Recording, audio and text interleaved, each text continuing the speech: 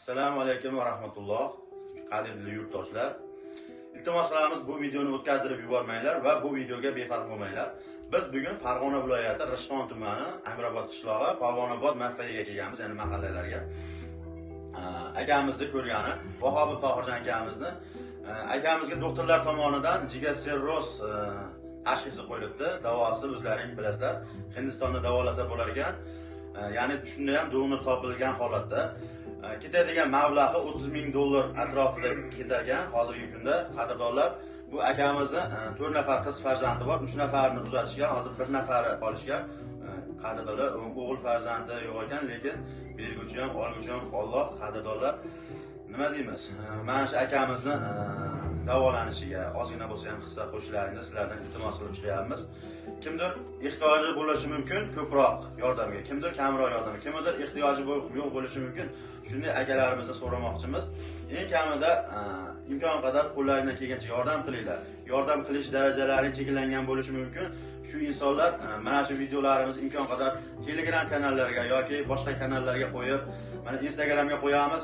Buni orttirib o'zini istoriyalariga qo'ysa ham, boshqa odamlarga yoki ko'rishiga sababchi bo'lsa ham, tarqalishiga sababchi bo'lsa ham, mana shuni ham ajri, savobi juda ham katta deb o'ylaymiz qadrdonlar. Bu akamizni Xudo xolasa Hindistonga olib borib, davolanish jarayonlarini ham amalga oshiramiz. Mana bu yerda doktorlarimiz xulosasi turibdi. Endi bu narsalarga biz ozgina tushunmaymiz, sababi tushunchamiz yo'q. Qadrdonlar, kim mana akamizga chin dildan Alloh yo'lida yordam qilmoqchi bo'lsa, kartalarni, ya'ni plastik kartalarni qoldiramiz, telefon nomerlarini ham qoldiramiz. Bemalol telefon qilib hol ahvol so'rashlari mumkin. Shunda qadrdonlar, shu qadim davrlarda bitta boy inson sahobadan so'ragan ekan. Siz ulug' sahobasiz, ko'p narsani bilasiz.